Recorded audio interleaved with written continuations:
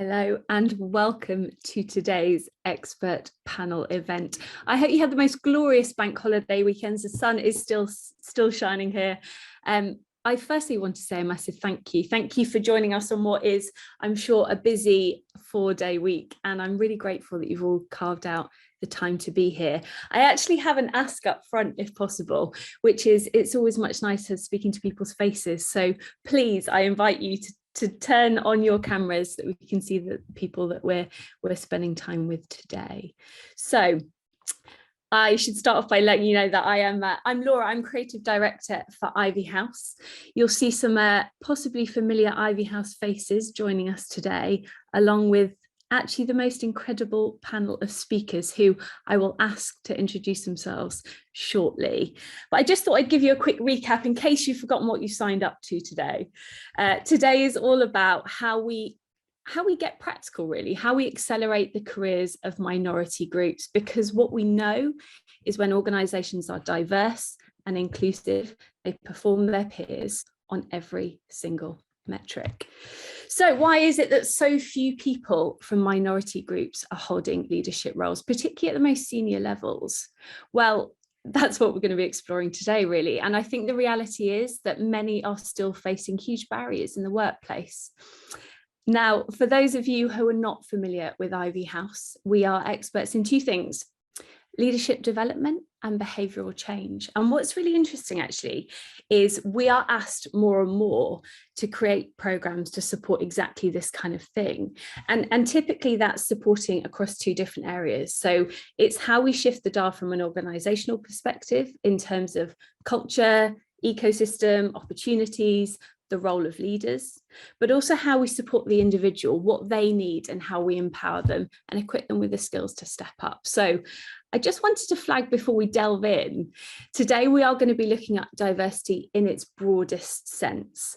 And I'm very excited to introduce our panel, who really represent some experts from lots of different fields, actually. So I'm going to hand over to people to kick us off.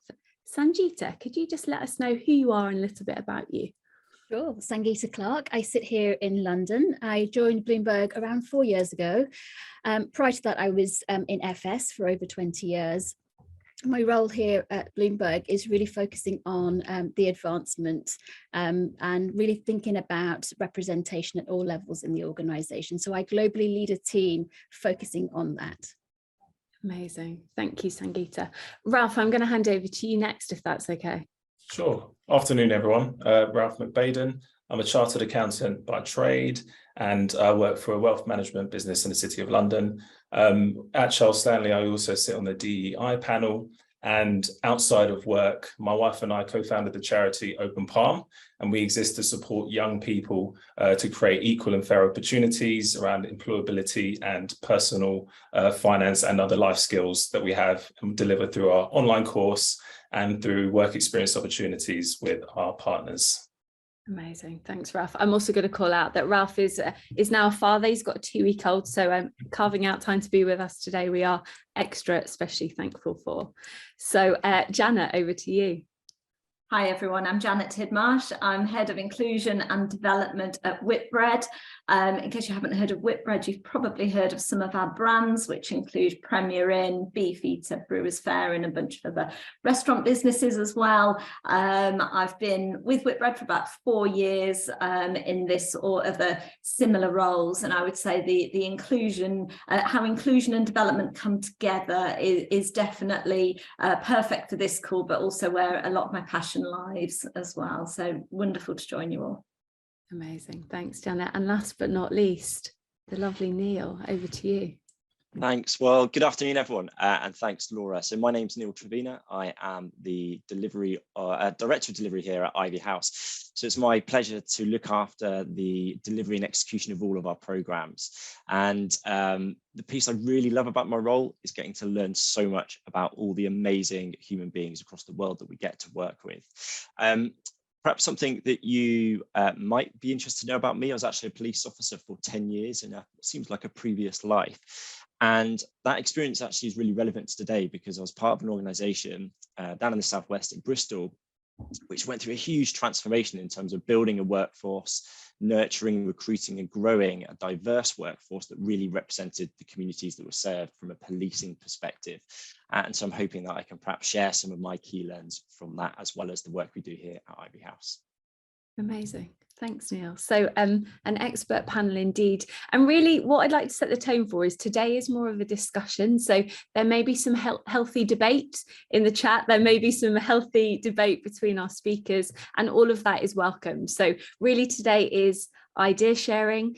Also, what I'm quite excited about is calling out some of the, what we call at Ivy House, the elephants in the room, the things that we have to face into to really shift the dial. But it's a discussion and all is welcome. So in terms of structure for today, I'll be putting some questions to our expert panel. We're then going to open up for a Q&A at the end. So what I'll ask is, if you have any questions, please feel free to type them in the chat. We have the lovely Bryony who is manning our chat box today. We'll answer them as we go through in the chat if we're able to, but if not, we will open up for a Q&A at the end, and we will try and get through as many questions as possible. At the end, we also, I don't know if you've been to an Ivy House event before, but we have our Willy Wonka moment. We open up and give away a golden ticket. So that is for a fully funded place on one of our open programs. So we will have that moment at the end. Also, we always get asked, so just to let you know, we will be sharing the recording with you after today, along with a feedback link. It's fair to say we love feedback at Ivy House, so please share thoughts and reflections on what worked and what we could do better for next time. So without further ado, I would love to get started. And actually, in advance of today, we put out a poll. So we asked the following question: do you think the number of leadership positions held by minorities is increasing? And I just want to frame this.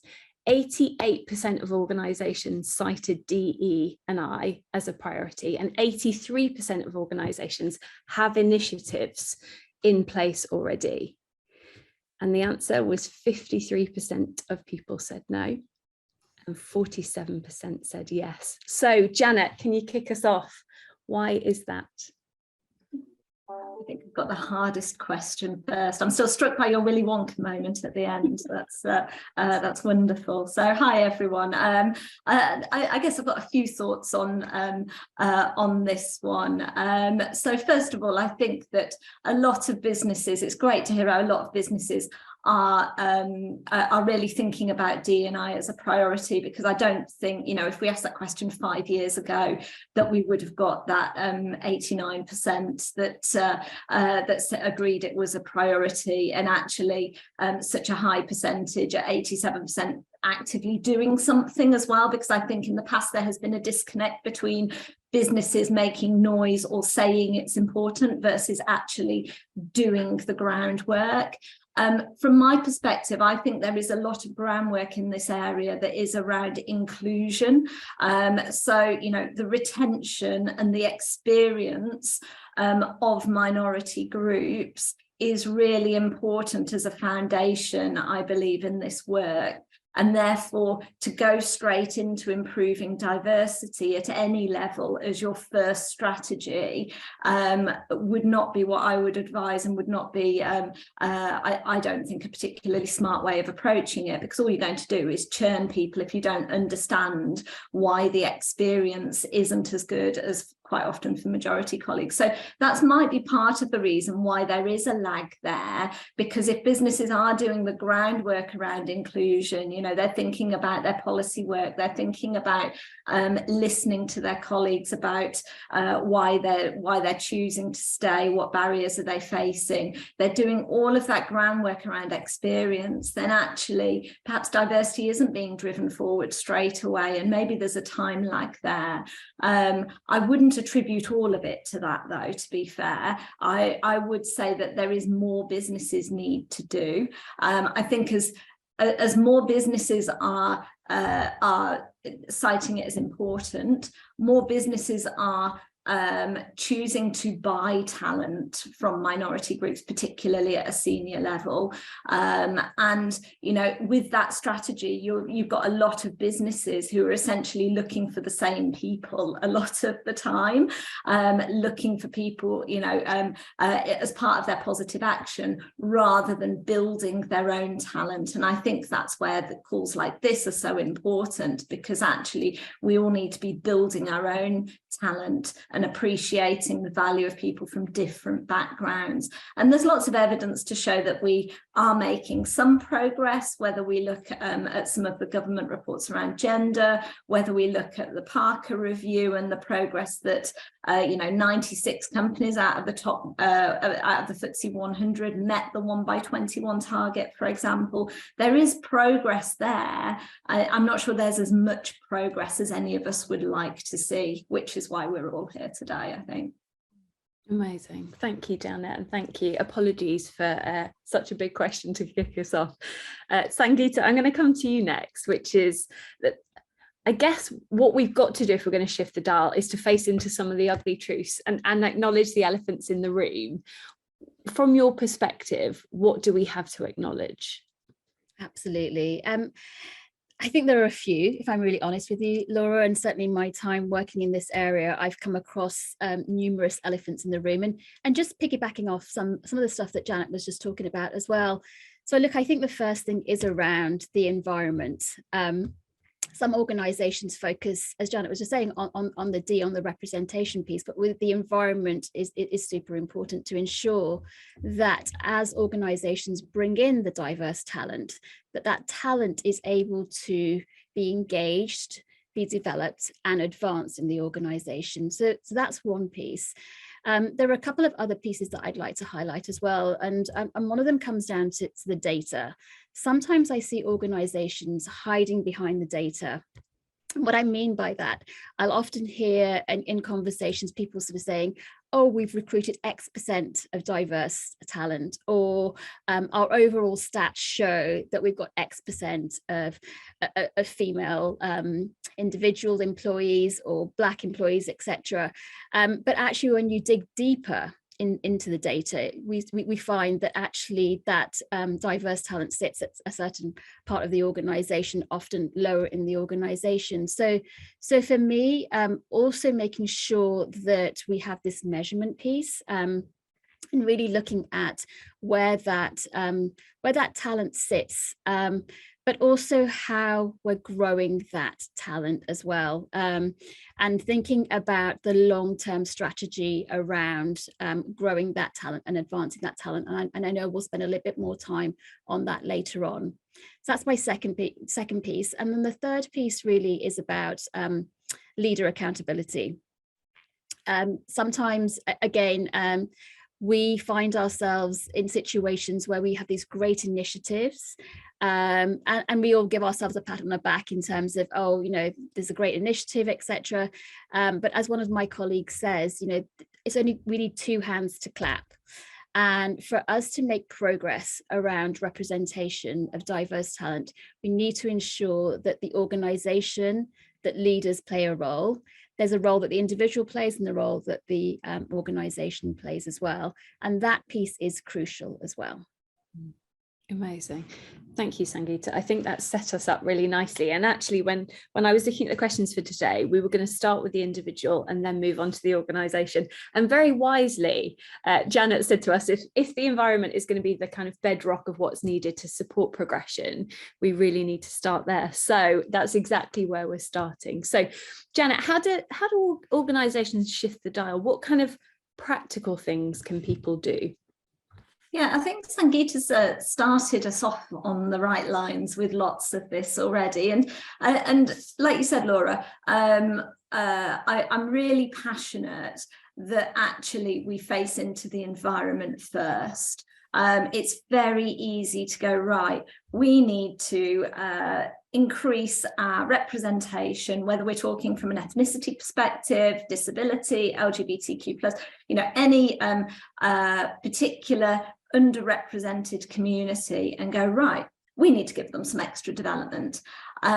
actually it's about making sure, you know, not only is that really patronizing to that community, they quite often have the skills, and we'll talk a little bit more about some of the things they might need later on, but we need to go, right, actually it's the environment within our organizations that needs fixing, not the individuals. So starting with the environment and going, right, what is the culture within our organizations? What is it we value? And what are we doing? So from a practical perspective, because that's quite big, right? You know, when we start talking about culture, from a practical perspective, I'd written down the word data as well. So, you know, getting really clear about your data, what is happening where within your organization. It's very easy to have broad brush comments around, you know, we have X amount of female representation. But if I speak about Whitbread as an organisation, yes, we could say that, or actually we could have a much more real conversation to go, many of those women sit within HR and commercial marketing. Why is that? Why do they not sit within within finance? And why do they not sit within property, for example? So getting very specific on your data and holding the leaders within those functions to account around that data is really important, because what environment are we creating? And our businesses are not one culture. They're quite often lots of different cultures within different functions with little unwritten rules in different areas. And, you know, I think things that are valued differently as well, which brings me on to my next point around education for leaders, you know, alongside leadership accountability. How do we really get clear with our leaders around the concepts of bias and privilege?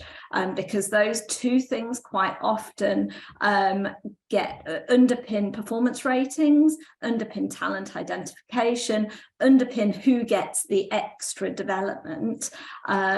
But, you know, quite simply, we could take a really, I saw an Oxford University study once where they'd taken the population of the UK from an ethnicity and a gender perspective and put it perfectly in a room and said, right, how diverse is this room? If you looked at, you know, that whether it's the percentage of Black individuals in the room or whether it was the percentage of female, actually you'd go, oh yeah, well that's quite relevant to the diversity we're trying to get within our leadership population. And they went, no, it's not, because every one of these is an Oxford University graduate. There is so much privilege within this room. You're not unlocking anything if you unlock this group of people. So thinking about that from an environment perspective and thinking about what your leaders value, because quite often they'll inherently be looking for someone with a similar skill or experience as them. And that's definitely the part that I think I've found most difficult within Whitbread, is to go, how do you truly value different experiences? How do we value, for example, for us being a FTSE 100 business, a really good question for our leaders is, how are you valuing people from the public sector? Completely different experience. It's those types of things where you're going, actually, we don't want another person from a FTSE 100 business who's been through a red brick university. Actually, how can we find difference? And how can we appreciate that and then grow and nurture that talent? So those are, I would say, some of the things. I think thinking about practical things like performance ratings and using your data that you've got around, certainly we've done it with ethnicity data to say, right, what is our ethnicity distribution across performance ratings? Because that tends to be the bedrock of who you put on talent development programs, for example, both in terms of performance and potential. So those are some of the, I guess, the more practical things to get us started. I'm sure that some of the other panel will also have some excellent ideas. That's amazing. Thanks, Janet. And I also really appreciate your honesty in sharing your kind of Whitbread experience of that. So thank you. I'd like to hand over now to look at some of the kind of structural bits. So Ralph, over to you. How do we provide people with, I guess, both structure and opportunities to ensure that they can actually progress? Well, firstly, I totally agree with the comments from Sangeeta and Janet around the environment, because the structure does help to inform the environment as well. And if anything, it's more important than the actual opportunities being produced themselves.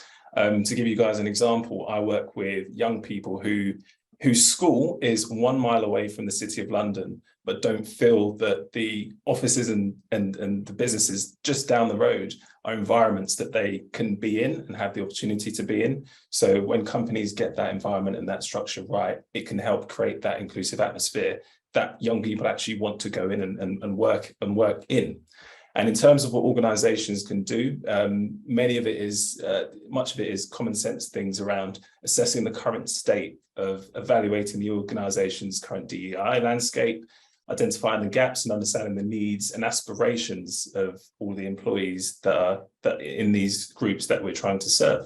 And then setting and establishing clear goals that are specific, measurable, and aligned, most importantly, to the organization's overall strategy.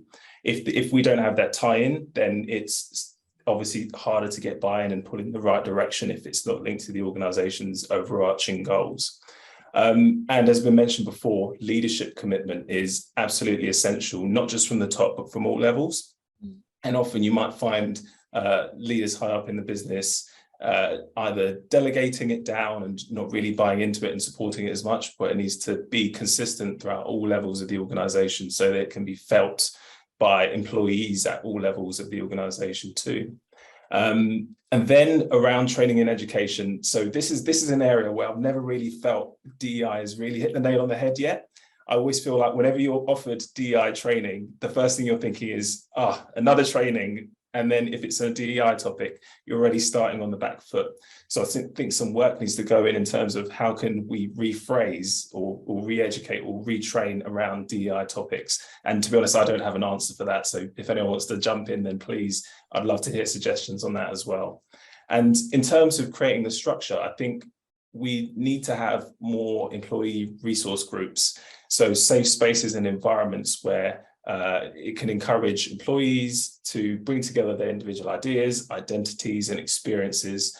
And the ERG itself can provide support and networking opportunities to contribute to the DEI initiatives. And of course, things like mentorship and sponsorship are vital as creating great structures for those people and individuals to come in and thrive once they're in these opportunities that have been brought forward. And the last bit I'll just talk about is just around accountability and measurement as well. I wouldn't get too hung up on the numbers, but there has to be some sort of accountability for these initiatives being successful, and that has to be committed to throughout the initiative. So yeah, overall, it's a continuous and it's an evolving learning experience. So it's a journey, and organizations should regularly evaluate it as anything, and then learn from the successes and challenges and adapt their strategies as needed. Fantastic. Thanks so much, Ralph. Neil, from more of a cultural perspective, what kind of changes would you like to see? There's a number. Firstly, all the shares that have been shared so far are amazing. And I've ticked off quite a few things on my list that I wanted to share, which is great because we're all singing from the same hymn sheet. And that's with good reason, because we know that actually this is what needs to happen. So there's a couple of things that I would love to see change from a cultural perspective. The first thing I will say actually is I heard this recently and it really landed for me, and it was diversity is a fact, equity and inclusion is an act. And why I love that is because when you talk about an act, you're talking about doing something. So one of the first cultural changes I would love to see is for organizations to really sit with that. What is the act? What are we doing? That's the first thing. And actually then being what we call a courageous learner and really leaning into that and having the courage to call stuff out and say, well, do you know what? We're saying we do this, or we've put this initiative in place, but it's not working. It's great that we're telling people outside our organization, aren't we wonderful? We're doing all this great stuff. But if it's not working internally, then you have to have the courage to stand up and say it's not working. Now, I think, Ralph, you were talking about senior leaders having buy-in. I think it's critical that senior leaders in organizations really evidence that. When was the last time perhaps you saw a senior leader in your organization say, this great initiative that we've just spent all this money on, it's not working. And so we're going to stop it. What a powerful message that sends out. But quite often what happens is because we've invested and run that path, we're reluctant to stop that because we are seen to be doing something as opposed to be doing the right thing. So that's the first thing I'd say. And the other thing I'd say around that, and it links to being this courageous learner and really having the courage to acknowledge the raw facts of what's going on within an organization, is being really willing to positively disrupt. And what I mean by that is being a trailblazer for other organizations to look at your organization and go, what they're doing, that's what we need to be doing. Not being an organization that sits still and waits for others to do it and then goes, actually, we might try a bit of this. That's one way of doing it, but it's a slower way of doing it. And what you're not doing then is showing people within your organization that you're taking this seriously and taking action. And just to add some context behind that, again, as part of my research for today, I was just looking at the history of the terminology BAME and how it started as BME in the 1970s, evolved into BAME, and now is not being used. And the reason it's not being used is because it was challenged. So actually, there's a better way that we can do this that's more inclusive. So that doesn't sit with somebody else outside your organization or my organization. We are the ones that need to challenge and be willing to radically challenge as well. Wow. Love that, Neil. It's amazing how much that have the courage to look at the raw facts comes up time and time again in discussions we have, but I think really powerful in this context. Sangeeta, I'd like to hand over to you now if I can, which is, you've obviously worked in this field for a while, and I'd love you to share where you're starting to see organizations create real change. Like, what does good look like for you? Absolutely. I love the whole fact and act, Neil. I've taken that nugget down. It speaks to a lot of what we're discussing today. In terms of creating change, so look, over my 20 plus years, I've been in organizations whereby we've had initiatives that have worked, and other times whereby there's been this moment of like, what's happening here? Why is this not working? But I think certainly lessons learned from my experience has been around this doesn't happen overnight. The change doesn't happen overnight. I often talk about it being multi-layered, multifaceted, multi-year. And so really thinking about the different elements here. I referenced earlier the piece around recruitment. We've talked about the inclusion side, but one of the things that I often sort of talk about in our organization is around it's different parts of the puzzle coming together. And for us all to kind of be moving and sort of going in the same direction around the environment, around bringing in the diverse talent, but really also thinking about how do we engage around community work, how do we develop those individuals, and how can we advance? And the piece that I think it always comes down to is about being intentional and measurement as well, and having clear objectives. And so what I've seen over the years is this whole piece around where organizations are intentional. Let's take advancement programs as an example, where organizations are really focused and intentional around certain diverse groups and looking at increasing representation. There is a need to have that sort of intentionality with the groups themselves, but also, as we've referenced earlier, with the leaders. And so really thinking about the roles of the management committee, the importance of having that sponsorship, the role of the leader and the sponsors within these programs. And something that we often sort of talk about is actually spending time with those individuals in terms of the active role that they play. And then, of course, and this was referenced earlier as well, this whole piece around not feeling like a fix for any particular group, but what we're trying to do is create a level playing field for the diverse groups to give them that exposure, the experience, and really making sure that they have the opportunities to grow and advance in their careers as well. So that's where I've certainly seen in my experience, us moving the dial when we are intentional and we really focus on those different elements as well. Thanks so much, Sangeeta. It feels kind of logical when we started looking at what good looks like to face into the raw facts, to use Neil's term. And I would really like us to have a discussion around the red herrings and where people get it wrong.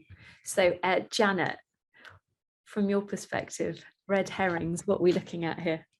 But I think I'd start here by going, I think it can just feel really difficult to get started, especially if you're in a business where there is next to no representation at a really senior level. I know based on a lot of listening we've done with many underrepresented communities in Whitbread, that piece around senior level role models and the fact that, you know, I can see it so I can be it is so important to unlocking everything in terms of I want to stay here, I can see a career here, I believe I can get there because this business genuinely values it, because I've got a role model that I can see, is so important. And actually that can feel really difficult if you haven't got that representation. So I think thinking about the strategy in terms of where to buy and where to build your talent is also really important to get going,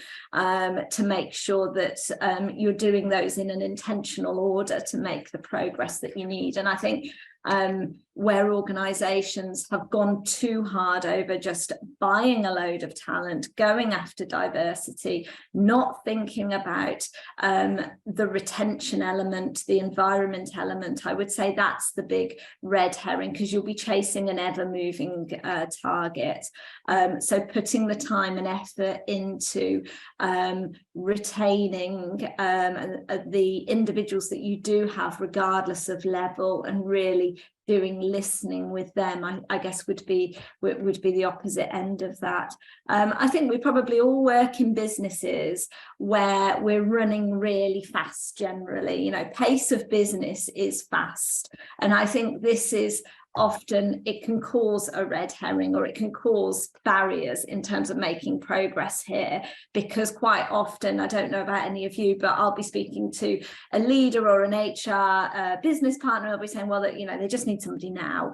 I need somebody who can hit the ground running. That tends to be the phrase that I hear more than any other. I need someone now. I haven't got time to look for diversity. And actually, if you could find someone that thinks like me, that would be great, because then they can get going a lot quicker, because I really need someone, because I've got a really lean structure. I can see some of you nodding, so hopefully this resonates a little bit. But I would say that is a really important thing to think through, of how you can create processes where you get yourself a longer lead time.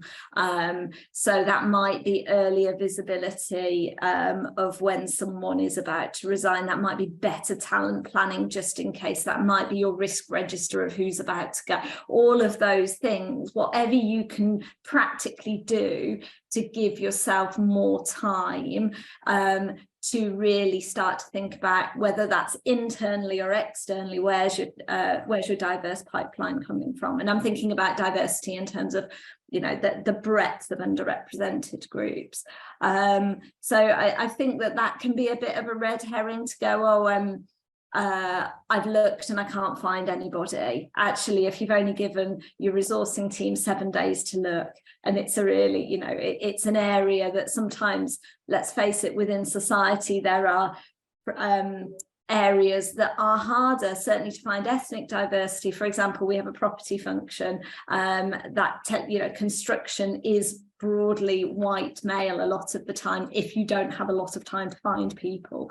So you have to look harder, you have to look in a different way, etc., etc. So I think some of those red herrings you can overcome them, but you need to think about practically how you're going to do that, because once you're in the moment of you've got 7 days and you've got to find somebody and that's it, you're kind of up against it then. Fascinating. I see lots of people nodding away. I find myself furiously doing that over here. Ralph, anything that you'd add? Yeah, just to add to that, I'd just say, being a chartered accountant, I look at numbers all day, but even I can appreciate that numbers aren't the be all and end all. So I'd say, whilst increased representation is important, focusing solely on the numerical diversity metrics without addressing the underlying systems, policies and biases that can fall short can really make you miss the mark. And true inclusivity, in my opinion, goes beyond headcount and striving for equitable and inclusive environments. So we don't want to treat it like a game of Monopoly, and I'm always skeptical when I see businesses publishing figures, and I just want to go and ask someone on the ground, what's it really like? We've all been to Glassdoor and seen those reviews, right? And that's the way I would want to interpret diversity. You know you're doing it well when you can walk up to anyone in the business and they'll understand what's going on, they'll feel included, they'll feel welcomed, and that will then kind of flow through to people coming into the business and helping them feel welcome. The last thing I'll just add is around performative gestures. So superficial gestures such as diversity themed events. Sometimes you might see things on social media posts or temporary initiatives which look great on paper, but when you actually boil down to what's actually going on within the organization, it's not quite hitting the mark for those groups it's supposed to be serving. So I think it has to come from a genuine place. Whenever these things are being put out there, it has to require comprehensive and sustained effort to make sure that it's actually addressing those groups or serving those people it's choosing to help. A good example is an organization I worked for did a Black History Month event, and they got all the history, they got a speaker in, but it didn't really have the character and soul to bring in the people actually who they wanted to support. And one of the suggestions I brought in when I was at that organization is, right, let's do things differently. Let's see how we can actually support Black businesses in this month. Let's bring in caterers from this background. Let's bring in suppliers. Let's get community groups involved, and then we're actually doing something with a bit more substance than we did a Black History event XYZ. So I think those two things, so diversity not as a numbers game and trying to avoid performative gestures for me.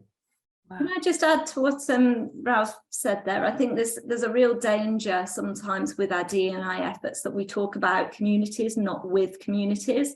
And I think the Black History Month, I've certainly seen other things where with the best of intentions, particularly if you don't have much representation, you end up with a group of people who really want to be allies, but end up talking about a particular community rather than going, right, how would the community like to celebrate Black History Month, for example, and what's important to them, and just making sure that because there is a place for allies, but making sure that the community is central to everything you do is really important as well. And the other point I would just raise as well is how it's really important not to lump different experiences together. So I know earlier on the call in a different context we talked about the acronym of BAME. A good example of I guess coming back to your question, Laura, around red herrings is, we sometimes use phrases like ethnic minorities. Within that, within those, that if you looked at your community there, you have lots of different people from different backgrounds, and it's important that you don't feel that you are done because you have some ethnic minority representation. And the same is true for other communities as well. You could there are definitely parallels with LGBTQ+ there as well in particular, but making sure that within that ethnic minority community you are thinking about all the different parts and different experiences, and then thinking intersectionally about gender as well, for example, because otherwise you are in danger of minimizing people's individual lived experiences, or actually getting to understand what their barriers are, because different people from different communities will have very different barriers. Amazing. Thank you so much for adding there, Janet. Really, really interesting. What I'm conscious of is we've talked a lot about the organisation. I'd really love to look at the piece around the individual and what individuals are going to need to play their part in shifting the dial. So, Ralph, I'm going to stick with you, particularly because I'm really struck by your conversation around helping people just a mile out of the city. I remember that from when we went to work with the school and we were talking about what one particular child wanted for the future. And the quote from him was something like, "People like me don't do jobs like that." And that was the view. And so I think it's really important that we acknowledge what individuals need and what are the biggest barriers that individuals are facing in terms of their progression. So what would you share on that? So yeah, in terms of the biggest barriers, absolutely, role models is number one. Because I'm still shocked. Starting a charity, I've had the chance to speak with a load of young people from a range of backgrounds, and that's the most common thing. They don't believe that they can be in certain environments because they don't see the people there. But even if I think about my story, I'm definitely a lot older. I might have a baby face because of my poor beard, but beside that, growing up, I didn't see any chartered accountants or CFOs or finance directors of any top FTSE companies who looked like me. And I had to imagine what that can be like. And the only reason I was able to do it is because in my family, I had a grandfather who I heard worked for a firm of accountants. So I had to imagine that, but I didn't know it could actually be done. So I think role models is a big example. So I'm all for highlighting stories of those who come from a range of backgrounds and telling everyone's story, because even people who may not look like me may have similarities in their story that I can relate to. So I think it's really important for people to be more open about sharing their stories and take a step back from the corporate perspective for a moment and show the real person behind that, because there's a lot of ways you can find role models who may not look like you but may have similar stories to you. I think another obstacle, as we've touched on many times, has been the work environment. Again, and I'll bring it up because I want to stress that point even more. So again, creating an environment where people feel accepted and valued, and a place where someone doesn't feel like they have to change in order to be successful. So a good example is, you may or may not have heard of code switching before. This is something where, in fact, this is a DE&I course, so I assume most people know what that is, but it's where you have to be one person at work and another person at home. And this can be exhausting. It's tiring. It's something I've had to do personally growing up as a way to try and fit in. And after some time, with many conversations I've had with young people, most people don't want to do that. It's exhausting. It can affect your mental health, your well-being. So again, creating an environment where someone can bring their true and authentic self to work can only mean that they're bringing great results to their work and you're getting the most out of that individual. The very last thing I'd say is around imposter syndrome. And this can happen to people from any background, but I think in particular those from groups who don't see themselves represented. That lack of self-belief can really hold you back. That's the difference between asking for that next promotion, asking for that extra training and development. And if we can't get past that, and this is more of an individual thing rather than something organizations can do, but they can help make that person feel like they can belong, and that they are there on the right merit and that they can deserve to be in this role. So once we get through the role models, work environment and imposter syndromes, we can again start to get rid of these barriers which are holding a lot of groups back. Thanks so much, Ralph. I think you've touched on some really good points there. Sangeeta, I'd love you to build on that in terms of what individuals need to really step up and progress.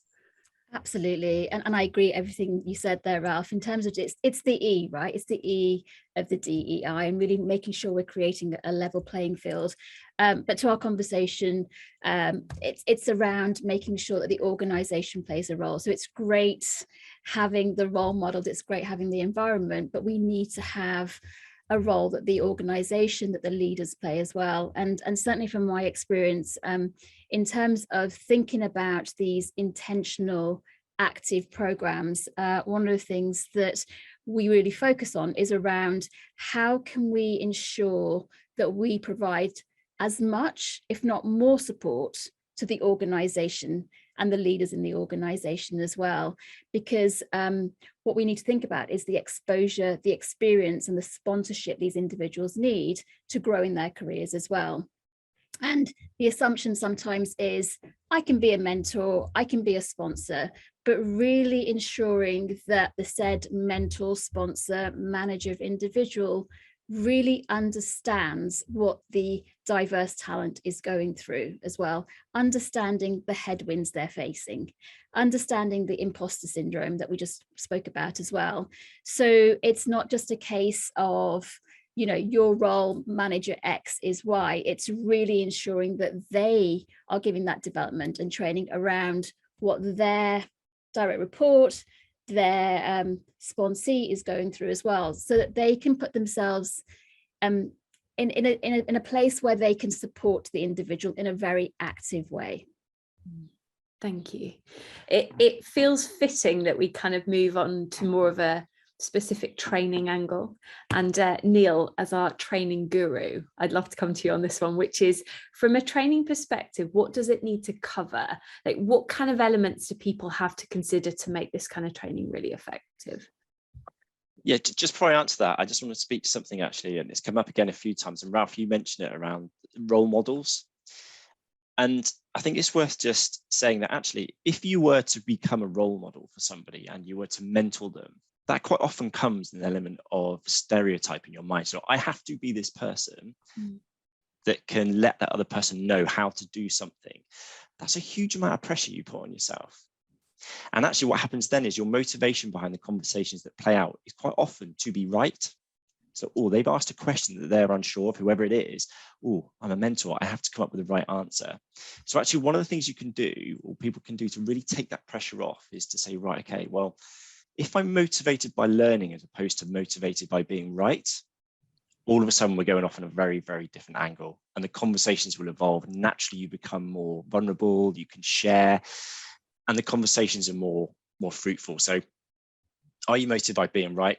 If you are, maybe just look and experiment with being motivated by learning. Whatever position you hold in an organization, if you're a CEO, HRD, whatever it is, are you holding that pressure against you really tightly that you've got to be right all the time? As soon as you let that go, there's almost like it lets in a breath of fresh air, doesn't it? Just hearing me say it, I think for some of you could be that, yes, that feels better. Now I can do some deep work. But from a training perspective, I think, and I've been part of this, when I look back through my career, I've worked in people development for many years. I've been part of really pushing training onto people. Just saying, right, here's some training on DE&I. We're gonna push it on you and tell you exactly how we want you to do something and why it's important. And then when you don't do it, we'll pick you up on it.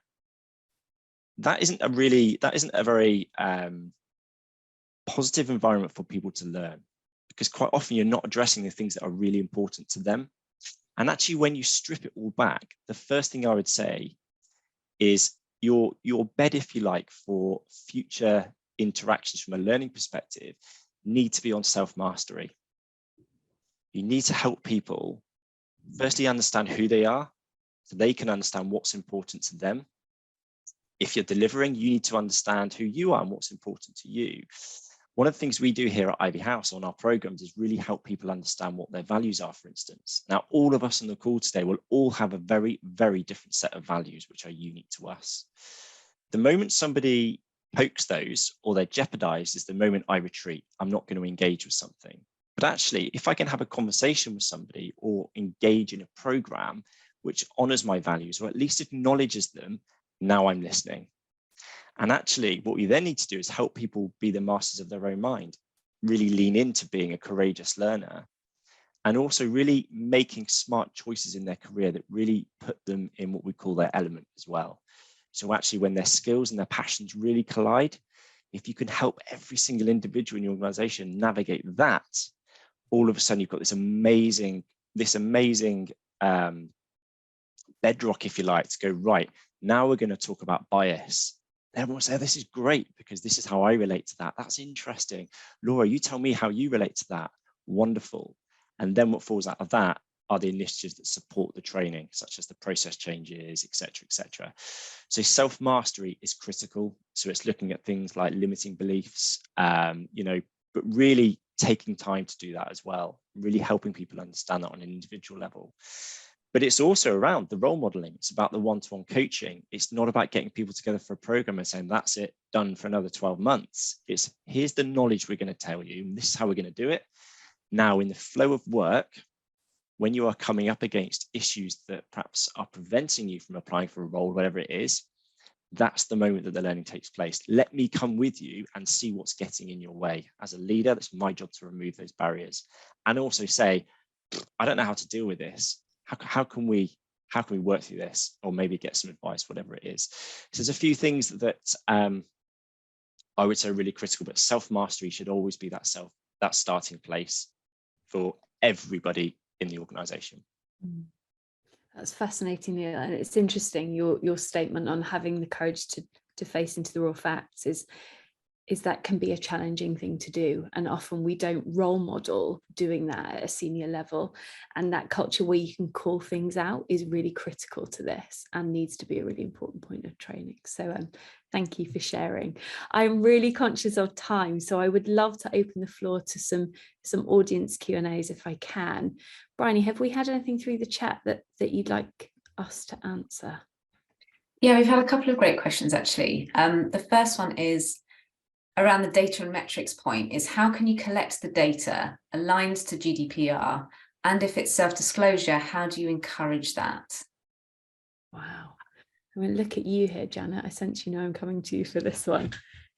Do you feel happy to answer this? Absolutely. So yeah, we've done quite a lot around this in the last few years. We've got over 90% of our workforce in the UK has chosen to give us their ethnicity data, and we've just gone out in the last 6 months to ask our teams about sexual orientation, gender identity, and disability as well. Again, all on a voluntary basis. So I guess to take the first part first, this is voluntary data. It is up to your teams whether or not they want to share that with you. And from a GDPR perspective, you just have to have a real, you have to meet all of the components of GDPR. I guess the most important would be making sure that you've got a purpose for it, you understand why you're doing it, you're keeping it safe and secure. For most organisations, that would probably be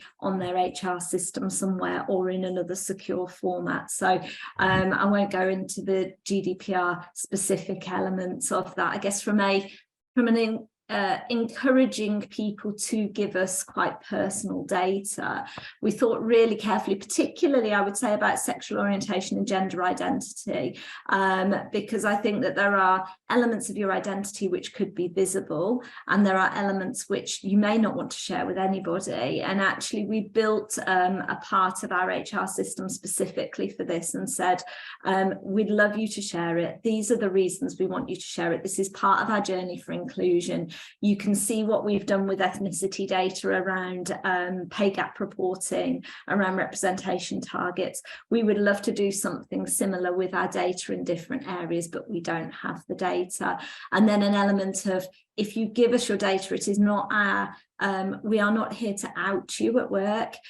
So if you give us this very personal data, no one else can see it. And we built the system in a way to make sure that the line manager who can see other parts of identity data cannot see that. What I would say as well, specifically around gender identity, is just really think through HMRC rules as well, because HMRC do still require binary data, binary gender. So if you are looking at that, then you need to do it in addition to that data as well. But yeah, really happy if anyone wants to connect with me directly on that, because we have put quite a lot of thinking into it. There are organisations that also will give you lots of best practice as well, but communicating really well, having positive intent as to what you want to do with it, doing one thing, doing it well, and then going back for more with more requests for data, I would say, is where we've found our success. Amazing answer. Thank you, Janet. Lots of really specific things there, so appreciate that. Bryony, any more questions? Yes, and actually, Neil, I think you've already put your hand up to answer this question, but if any of the other speakers also have anything to add, please do. Someone said, to Ralph's point about the need for good quality development and everyone mentioning the role of leaders, I'm interested in what forms of powerful DEI learning people have seen or experienced. Janet mentioned the importance of the role of privilege and bias, and it seems that this self-awareness is fundamental to making a real impact in this space. Would love to hear about what development that really speaks to this. So that is such a good question. So one of the most powerful learning, I don't even know if you call it a learning in the context of a program. There are programs like we run at Ivy House, which are all about the self-mastery piece. That self-mastery piece is absolutely critical. But actually, one of the things that I saw really opened up a playing field within an organization to help people step forward and actually start to explore self-mastery, because that takes courage as well, was in an organization that I was with before. we actually invited the board to come and just do an open DE&I event like this and share some of their stories. And subsequently, off the back of that event, the intranet at that organization just went absolutely bonkers, with people saying that it was so empowering to hear senior leaders share their story. I now want to share my learnings. And people sharing their stories, and it really started this vibe of, oh, this is amazing. Everyone really is hungry to learn. And then we went in and delivered a program which was on self-mastery, interestingly, and awareness around, okay, so now we know this about ourselves. Look how much we're learning. Let's look at how you are showing up into that environment. What experience are you creating for other people within this environment that plays out in a negative or positive way for them and also for you? And so I don't know if that answers the question, but that was one of the most powerful things I've seen, is that getting engagement and creating an environment where people can share their own personal stories and vulnerability to then go in and do some work on that self-mastery piece. But also it is around the outsides of that, making sure you've got amazing mentor opportunities set up, and also you create the opportunity for people to come up with their own initiatives as well. It shouldn't always just be driven by one or two people in the organization to create this ecosystem of learning. It's very fluid, it will change, it will evolve, but it is all about self-empowerment, self-mastery. Amazing. Thank you, Neil. Look, I always knew this was Well, sorry, Laura, can I add something on the back of yes, that? please Just do. being really clear around the difference between mentorship and sponsorship as well. And, you know, mentorship from somebody with a similar lived experience is incredibly helpful for somebody. Sponsorship is making sure they are spoken about when they're not in the room in a positive way. Quite often minority communities can have less sponsorship within the organization. So, you know, what I guess I would say is everything that we've talked about on this call in terms of the learning and the training is absolutely valid, but don't forget the equal importance of sponsorship, and some of that can come through relationship building, some of that comes through your senior leaders' responsibilities, like Sangeeta talked about. But actually, you know, that is about your environment. That is not about your individual.